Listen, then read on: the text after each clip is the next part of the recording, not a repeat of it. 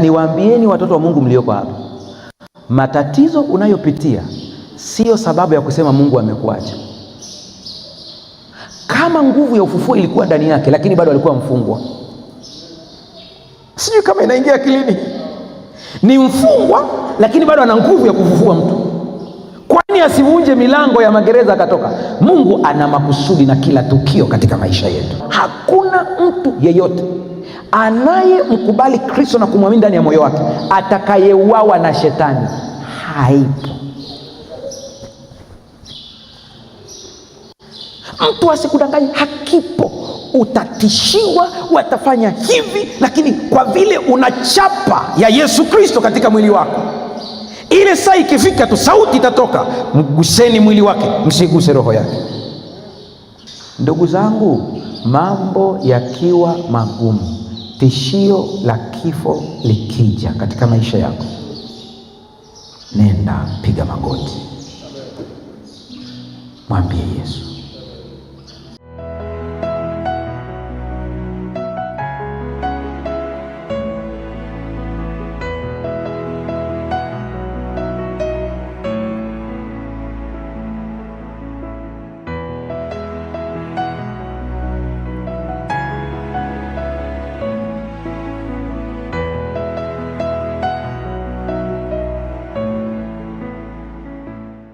Fungua kitabu cha Danieli sura ya 2, ndugu yangu. Danieli sura ya 2. Soma fungu la 1 mpaka la 6 nadhani hapo, alafu mengine nitakupatia maelekezo. Una Kiswahili cha kisasa?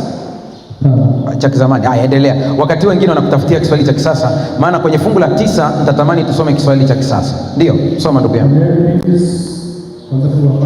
Ndio. Hata alipoomba pili kurudi kwake Nebukadreza. Nebukadreza aliota ndoto. Nebukadreza aliota kitu gani? Ndoto. Ndio. Na roho yake ikafadhaika. Ndio. Usingizi ukamwacha. Ndipo mfalme akatoa amri kuwaita waganga na wachawi na masihiri. Naomba tuende kwenye hiyo listi vizuri. Mfalme alipoota ndoto ikamhangaisha sana, usingizi ukakimbia, akaita watu gani? Kundi la kwanza waganga, kundi la pili wachawi, kundi la tatu wasihiri. Hebu stop kidogo. Kiswahili cha kisasa kiko wapi? Kuna nacho? Hakuna. Ngoja nisome mwenyewe bwana, maana mimi ninacho. Nataka haya makundi tuyaone katika Kiswahili cha kisasa, usikie jinsi Kiswahili cha kisasa kilivyoweka. Sikiliza. Mnamo mwaka wa 2 wa utawala wake Mfalme Nebukadneza aliota ndoto, akawa na wasiwasi sana rohoni, hata usingizi ukamtoweka. Basi mfalme akaamuru waganga, walozi na wachawi wa Wakaldayo waletwe ili wamfasirie ndoto yake.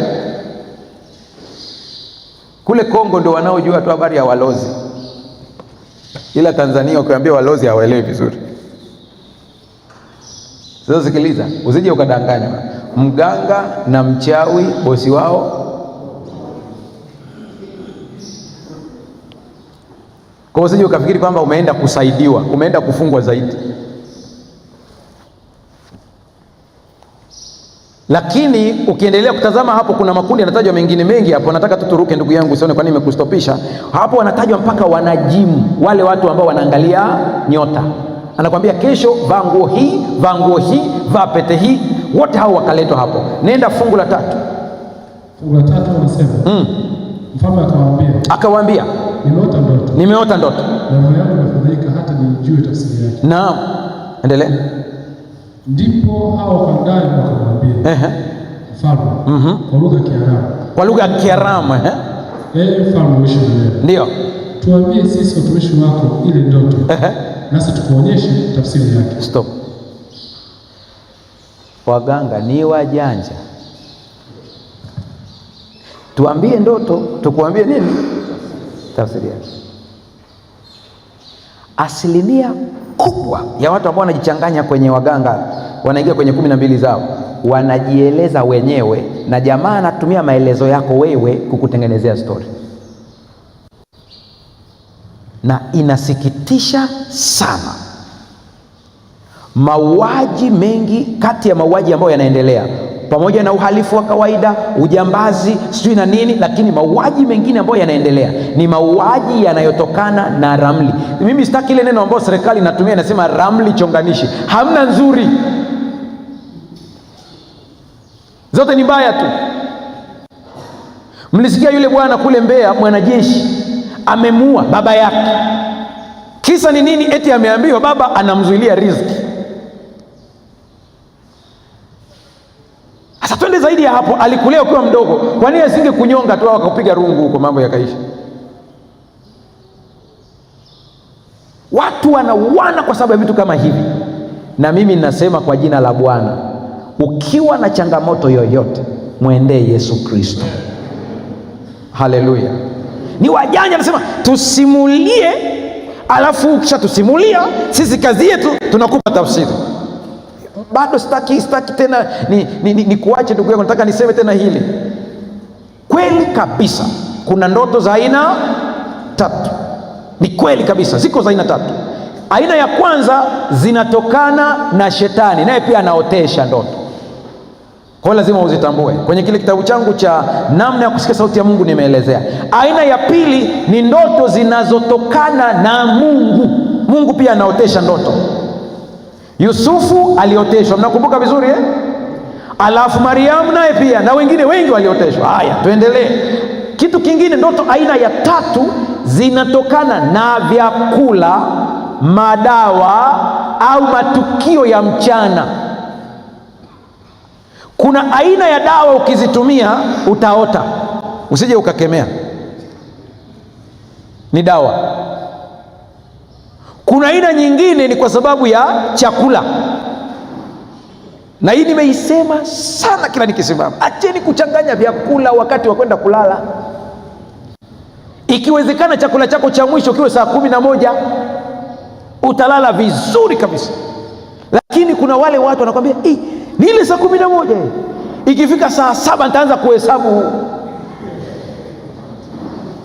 Ile ni njaa ya mawazo, ni fikra, sio halisi. Kwa ukishachanganya michanganyo yote ya vitu ulivyochanganya, umekula ugali na sukuma wiki kidogo, ukala na kaparachichi, ukapata kachungwa nako ukaweka, ukachukua tena sijui na muhindi wa kuchoma, ukachukua na karanga mbichi, ukaweka tena hapo na kipande cha mhogo wa kuchoma, vyote vikichangamana pamoja, ukakuta na mtindi robo, changanya vyote pamoja, subiria habari yake. Hizo ni ndoto. Lakini sasa natoa tahadhari nyingine. Katika haya makundi mawili ya ndoto haya ambayo ni ya kimungu au ya kishetani, baadhi ya watu wamekuwa wakitafuta tafsiri kwa watu. Na mimi nakuambia leo hii, usitafute tafsiri kwa mtu, tafuta tafsiri kwa Mungu, maana hazifanani. Farao aliota ndoto aina moja, lakini vile viwakilishi tofauti. Yeye akadhani ni ndoto mbili tofauti.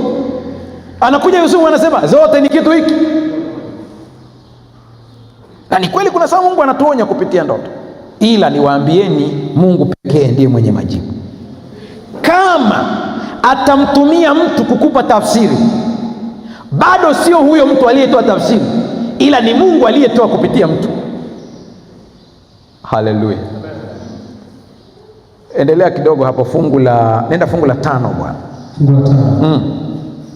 Mfalme akajibu akamwambia Kaldayo, neno lenyewe limeondoka. Hapo sasa, msiponijulisha ile ndoto na tafsiri yake, mtakatwa vipande na nyumba zenu zitafanywa chana. Stop. Unajua kwa nini anawatisha hivi? Walishafanya mazingaombwe mengi, kwa hiyo anawajua ni mamasta huko. Hapa anasema nyie haiwezekani mjue vitu vingi mshindwe kujua nilichokiota ambacho nimekisahau. Mna mpango wa kunificha, na taarifa ni hivi: msiponiambia ninawaua. Tishio la kifo. Watu watakuwa majasiri kwenye vitu vyote, inapokuja kwenye tishio la kifo, ujasiri unaisha. Siungi mkono upande wowote, iwe Russia au Ukraine. Mimi sijui mgomvi wao umetoka wapi, kwa hiyo ukaninukuu vibaya. Lakini kati ya watu ambao nilikuwa na wakubali kwa ubabe wao, na sababu ubabe wao sio wa kimungu, ni Putin. Ni Putin. Hivi karibuni nimepunguza tu baada ya kitendo cha juzi, kwa hiyo nimepunguza kidogo, lakini sababu yangu ya kumkubali huko zamani, mimi napenda majamaa ambayo yanakubali kwamba yanaweza kusimama yenyewe na maisha yakaenda. Ndio maana nilipenda lile jamaa, ubabe wake. Lakini sasa tusiongee hayo yaliyopita. Sasa kuna kijana mmoja wa Kirashia ambaye alinivutia sana. Wakati majeshi ya Urusi yameenda kupigana na waasi wa Islamic State wakati fulani, huyu kijana alikuwa kwenye jengo ambapo tayari wale magaidi walikuwa wanakuja, lakini wakati ule alikuwa anawasiliana na kamanda wao kwa njia ya redio. Akamwambia kamanda, wamenizingira. Wenzake walikuwa wameshauawa, akabakia pekee kwenye ile jengo. Asema wamenizingira na wanakaribia kuja, lakini vikosi vya Urusi mpaka vifike pale kumwokoa inaonekana kama ni muda mrefu kidogo, na jamaa anawachungulia na waona jinsi wanaposogea. Sikia maneno yake. Huyu kijana alikuwa na miaka, kama sijakosea, ilikuwa ni 22 na alikuwa anakaribia, yani akirudi baada ya ile vita alikuwa anakwenda kufunga ndoa. Kilichonivutia ni maneno yake haya. Akamwambia kamanda yule wa kwao anayetoa maelekezo, anasema ninawaomba mfanye haraka, mlipue jengo nilipo. Umesikia? Yuko ndani anasema lipueni jengo nilipo. Yule akamwambia hapana, tutafanya kila namna tuje tuwarudishe hao nyuma tukuokoe. Lakini kila anavyoongea anawaona wanakaribia. Akamwambia hivi ninavyoongea nawe wamekaribia mno, hamuwezi kuja kunitoa hapa. Toa komandi, waachie misaili moja igonge hapa. Sasa unachotaka ni nini? Anasema sitaki kuuawa na hawa jamaa, wataringa sana. Unasikia hiyo sentence hiyo? Anasema wataanza kuchukua maiti yangu waizungushe huko, wapige picha, waonyeshe walivyotushinda. Sitaki, ninachotaka rusheni kombora liue na wao, ngoma itoke draw. Anaambia jikaze, tunakaribia. Anasema hamuwezi, na kama hamkaribii vizuri basi bora nijue moja tu, lakini sitaki kuangukia kwenye mikono ya hawa watu. Akasikiliza yule, akatoa amri, ile nyumba alipokuwa yule kijana ikasambaratishwa. Unaweza ukasema mchungaji unamaanisha nini? Sikiliza. Kama kuna askari watiifu kwa nchi zao kwa kiwango hiki, nchi ambayo haikumuumba huyo askari, na una habari kuna baadhi ya wanajeshi wameumia katika vita, na waliporudi kwenye nchi zao ni kana kwamba hawakuwahi kuwepo. Nobody cares. Na amevunjika na amerudi, hakuna atanayeuliza unaendeleaje. Anauguza vidonda, wanampa matibabu ya awali, wengine wanamwacha hivyo hivyo, lakini alikuwa anapigania nchi. Zamani nilikuwa na kereka nikiona magari ya kijeshi yanapita barabarani, alafu watu wanaambiwa pisheni wanajeshi wapite. Nilikuwa naona kama kakiburi fulani, lakini baada ya kuona uzalendo wa majeshi, nikiwa barabarani nikisikia gari la wanajeshi linapita, kaa pembeni, ninawapisha. Sio kwa kuogopa, ni kwa kuwapa heshima. Wale watu wameuza maisha yao kwa ajili yako wewe.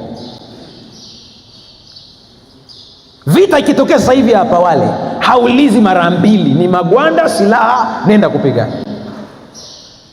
Ikiwa wanaweza kutoa maisha yao kwa ajili ya nchi, kwa ajili ya taifa, sembuse Mungu aliyekufinyanga. Haleluya.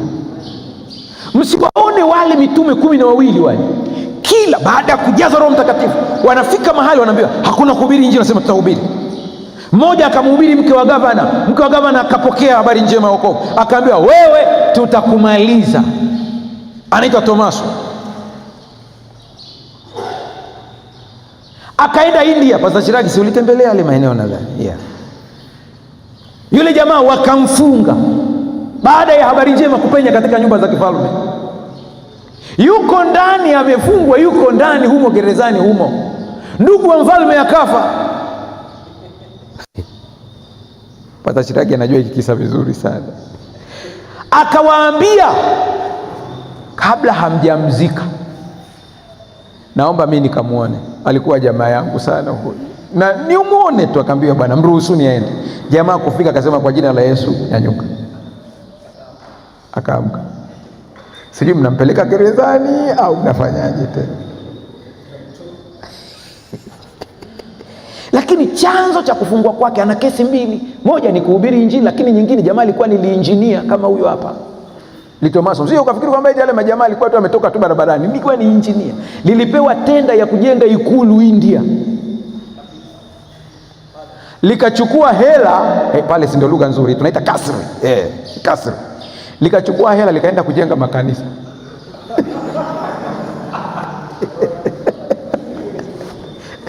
Mfalme anaenda kuchungulia kwamba kasri imekamilika. Ndume imejenga. Ndio akakamatwa hapa.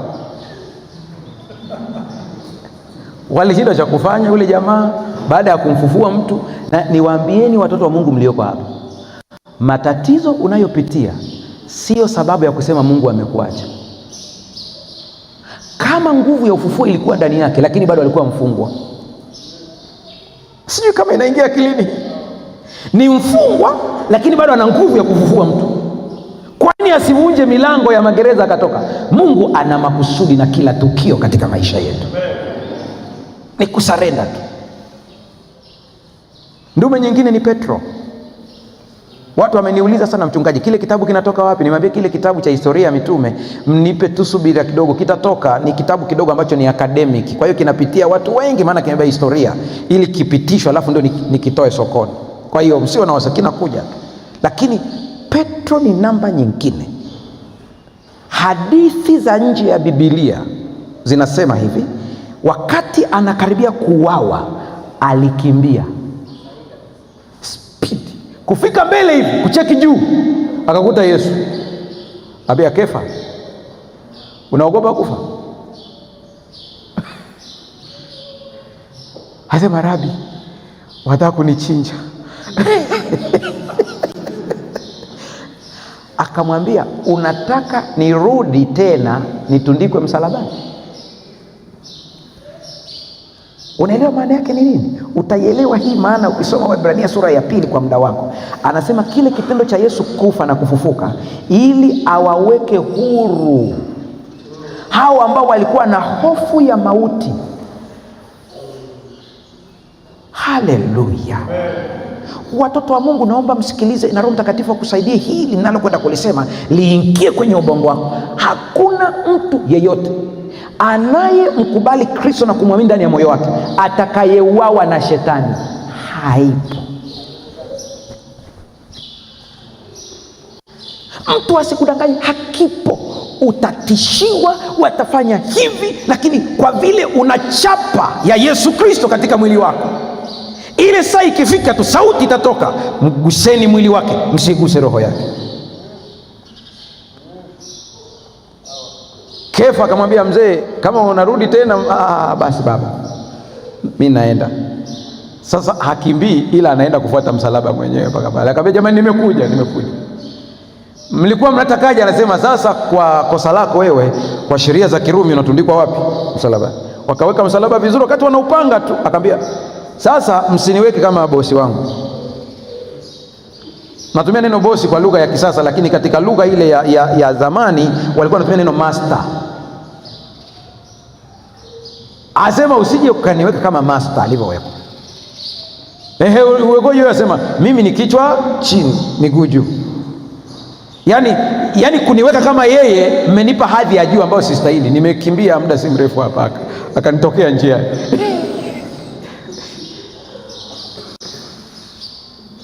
Ndio kuna sana, angalia watu wanajiandaa na mateso siku za mwisho, wanasema twende tukakambike maporini, tuanze mazoezi. Ndugu yangu, ile haifanyiwi mazoezi. Ufia dini ni karama. Kwa hiyo kama sio karama yako, kabla haijaja utalala. Kwa hiyo hata kuna maombi mengine usiombe, baba, ukiona nimekamilika nilale baba, kama unaona ya huko mbele sitayaweza. Haya mambo usihangaike nayo. Yeye mwenyewe anajua nani na nani kampa hizo karama.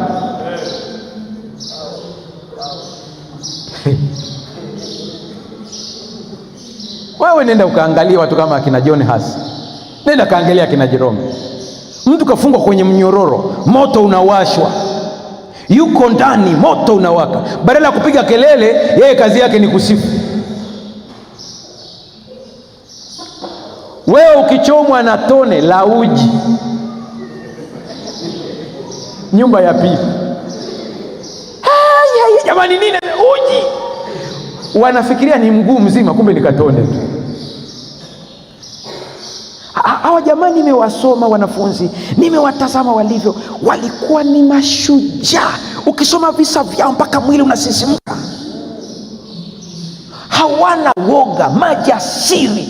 Wengine hata vyeti vya madarasa hawana, lakini anasimama mbele ya wakuu, anajibu maswali. Jamaa anasema tufanyeje? Kubishana nao hatuwezi, tufanyeje? Funga gerezani. Wanafungwa. Tomaso alipigwa mkuki wakati yuko kwenye pango anaomba. Wahindu wakaenda wakachungulia, wakasema huyu bwana tufanyeje? Sema piga mkuki. Wakapigwa mkuki. Ndio hapo Mungu anakuwa complicated kabisa. Usije ukaingilia mambo ya Mungu, utachanganyikiwa. Mtu ambaye alikuwa na uwezo aliomba akafufuka, ndugu wa mfalme, leo anapigwa mkuki, yeye anakufa. Elisha ambaye alilala juu ya mtoto aliyekufa akafanya nini? Akafufuka. Yeye leo anapata ugonjwa unamuua, na Biblia haipunguzi ukali wa maneno kabisa, inaweka kama yalivyo. Anasema naye mtu wa Mungu akapata ugonjwa uliomuua. Wakamzika. Siku moja vita imetokea Israeli na Washami, askari wa Kiisraeli akauawa.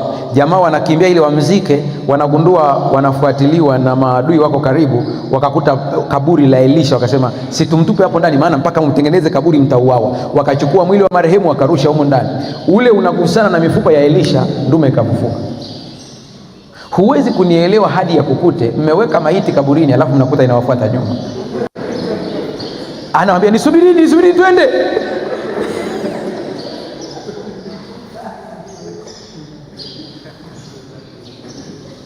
Kuna kitu nataka ukimeze hapa kikusaidie kiroho. Sio kila changamoto utakayopitia ambayo Mungu atakwambia ni kwa nini,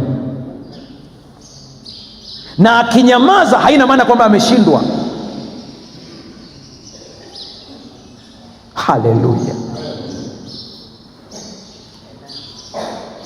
Mungu atusaidie sana. Syria wakati ISIS wameingia, kuna katoto niliwasimulia habari zake. Story ilitolewa na television moja, kama nitakuwa sijaikosea, inaitwa CBN, Christian Broadcast Network kama sijakosea. Kale katoto walikamatwa, ni kati ya wale wa Syria wa Kristo, akakamatwa pamoja na mzazi wake ili wauawe. Wakaonyeshwa watu waliopigwa risasi hapo na damu zinaonyeshwa hapo, kila kitu kingine, walikatwa vichwa na nini. Wakamwambia kana Ukristo ili uwe sawa sawa. Yuko yeye na baba yake wamefungwa. Wakasema kwamba tukimtishia huyu mtoto sana, baba atapata uchungu, ataachia. Katoto kakatishiwa kweli kweli, lakini kanaongea kwa lugha ya Kiarabu, kana wajibu wale wanaomtishia. Akamwambia hivi, siwezi kumwacha Yesu kwa sababu yeye ndiye huo ufufuo na uzima. Katoto kamekarishwa mafungo Biblia. Kaambia unaona wenzako wamekata kichwa, sema tuliambiwa, sema mchungaji wetu alituambia uwe mwaminifu hata kufa, nami nitakupa taji ya uzima. Wanabisha na watoto wa Kiarabu, muache kama walivyo. Yaani akiwa anakujibu haviogopi. Mwisho kabisa akisema sasa hawa ni kuua. Kwanza wana viburi, wanajibu jeuri. Hawajamaliza, sniper wa Kimarekani akashuti wale jamaa pale. Ile familia ilichukuliwa yote ikapelekwa Amerika, wakapona. Ukitaka uelewe huyu Mungu si wa kawaida, kama uulize Shadraka, Meshaki na Abednego. Wale jamaa wana heshima yote kwa mfalme, yote. Wakamwambia mfalme, alipokuja kwenye engo ya Mungu akamwambia katika hili hatuna haja ya kujibu. Neno ambalo limetumika pale ni kwamba hakuna mjadala, hatuwezi kujadiliana, hakuna ushawishi. Iko namna hii, kama ni kwa habari ya ibada tuko tayari kufa, lakini hatuwezi kuabudu Mungu mwingine. Alafu jamaa wanamjua Mungu alivyo complicated kwa sababu zifuatazo. Kaa vizuri nisikilize. Walimwabudu Mungu vizuri kule Israeli, lakini bado akaachilia adui wakaja wakawateka nyara, lakini bado wanamwabudu Mungu. Sijui kama unanipata vizuri hapa. Waliamini ulinzi wa Mungu, lakini bado kuna saa ilifika walichukuliwa wakiwa wadogo, vidogo kabisa, vinatembea vinaenda utumwani na vinajiuliza maswali, Mungu yuko wapi? Tunapitia yote, vinatiana moyo wenyewe kwa wenyewe, usiogope, Mungu yuko nasi hata ugenini. Ndio maana vinasema, vikamwahi jamaa, sema huyu jamaa sije akaona tunaungua moto akamdharau nani? Mungu. Ngoja tumpe taarifa. Wakamwambia, Mungu wetu sisi haweza kutuokoa pia, ila kuna saa anaacha.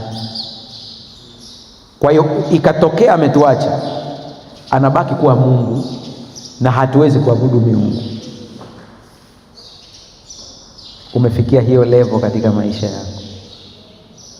Anasema uwe mwaminifu hata nami nitakupa taji ya uzima. Mfalme anapotoa oda kwamba wenye hekima wote wauawe, Danieli alikuwa katika listi ya wenye hekima.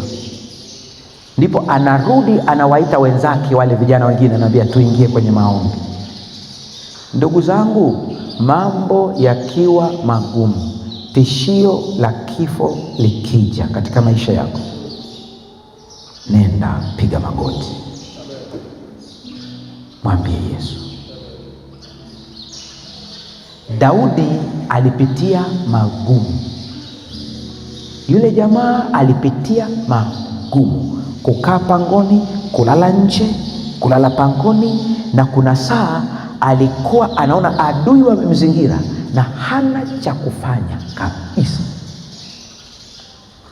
Ndipo alipoelewa nguvu ya Mungu. Anaandika Zaburi ya 23, anasema Bwana ndiye mchungaji wangu, sitapungukiwa na kitu. Haraka utalizoea na kulikariri, lakini lina maana nzito ndani yake.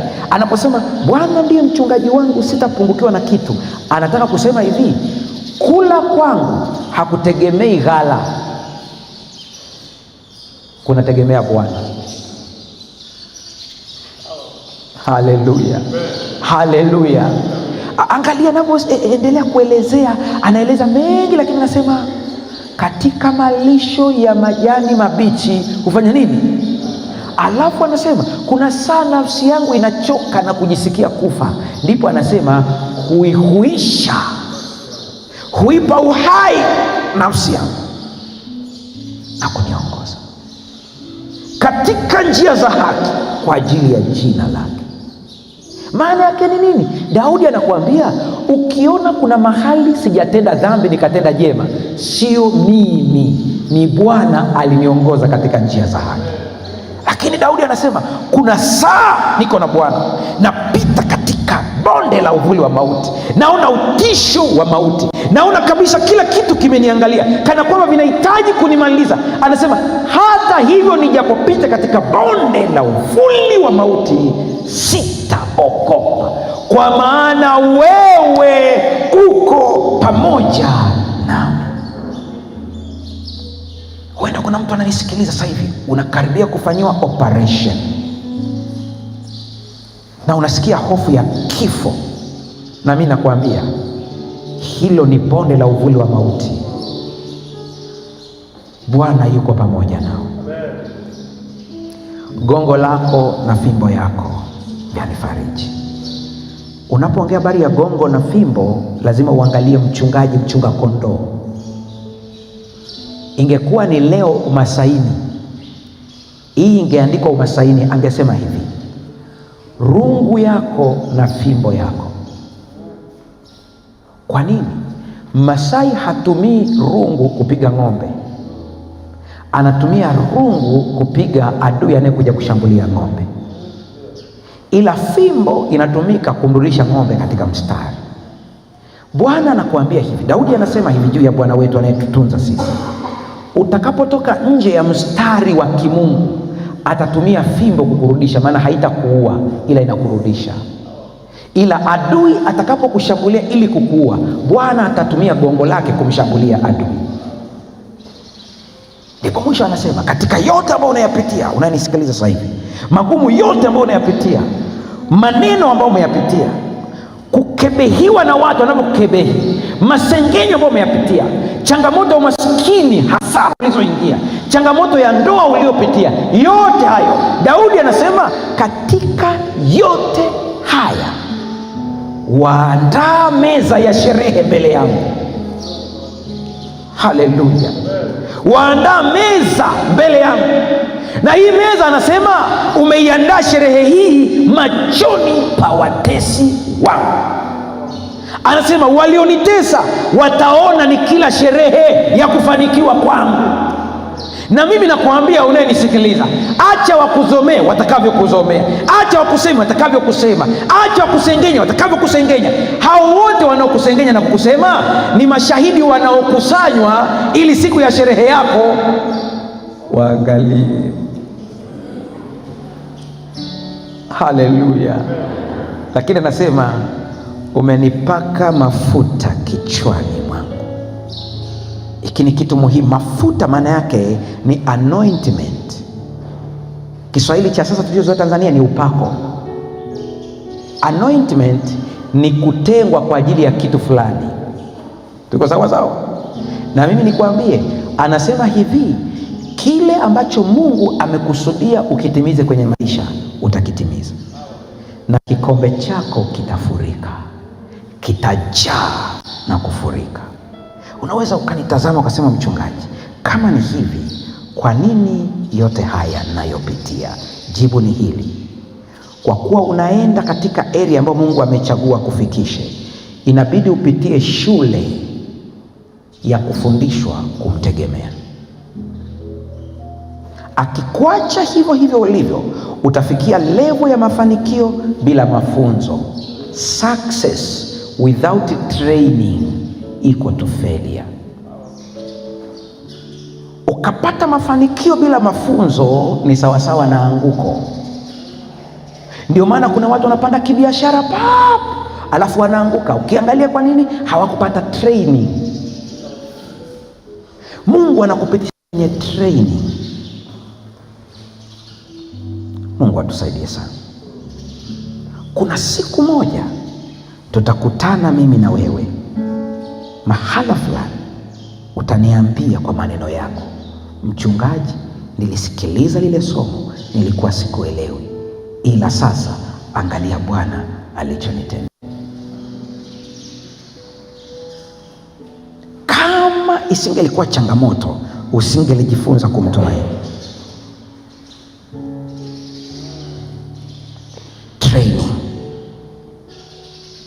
Training sio tamu. Usije ukajidanganya. Mafunzo sio matamu. Mafunzo yana maumivu. Wewe ni shahidi, wakati unaamshwa saa 11 asubuhi kwenda shule.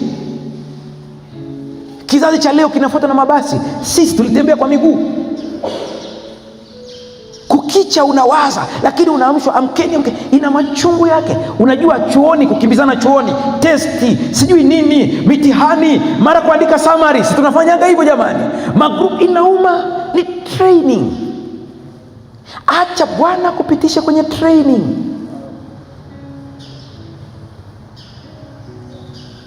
Mungu atusaidie sana. Naomba tusimame.